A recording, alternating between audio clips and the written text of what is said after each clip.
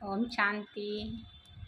आइए हम जानते हैं भगवान ने माताओं को क्यों निकाला है।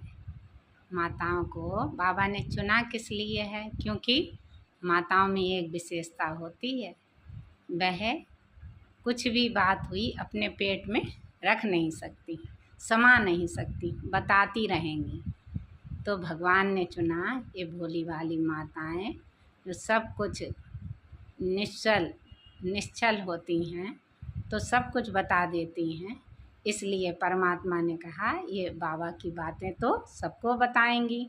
इस आधार पर बाबा ने विशेषता देखी कि बाबा को पहचाना है, बाबा की बातों को जाना, बाबा से प्रेम किया। तो हम जब भगवान को जान गए तो भगवान भी खुश हो गया है। तो बाबा ने भी माताओं की कितनी महिमा कर दी कि बाबा ने कहा कि माताएं ही भारत को सहयोग देती हैं और भारत इन्हीं के दम से आगे बढ़ा हुआ है। तो वंदे मातरम भी गाया हुआ है।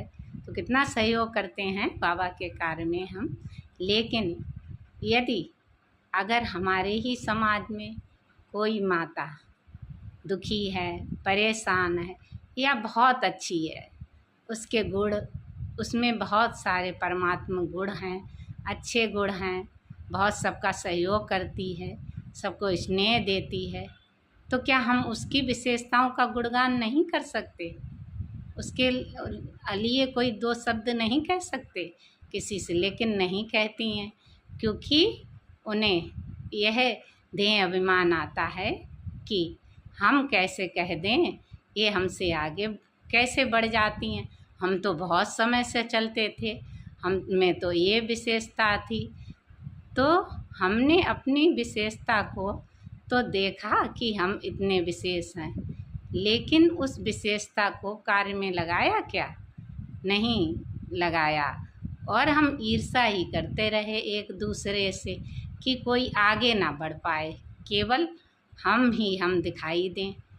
तो जब नारी ऐसा देह अभिमान अपने ही ईर्ष्या के कारण कि नारी का सम्मान करना भूल गई, नारी की दुश्मन बन गई, तब भगवान कहते हैं कि अब नारियों का तो उद्धार करना पड़ेगा। नारी तो अभी भी कितनी भी ज्ञान में आ जाए, लेकिन किसी नारी के प्रति दो आदर के भाव नहीं। हाँ, बुराई ज़रूर उसके बारे में बताएगी, लेकिन दो सम्मान के भाव नहीं आ सकते कि उनमें ये विशेषता है। अगर नहीं है तो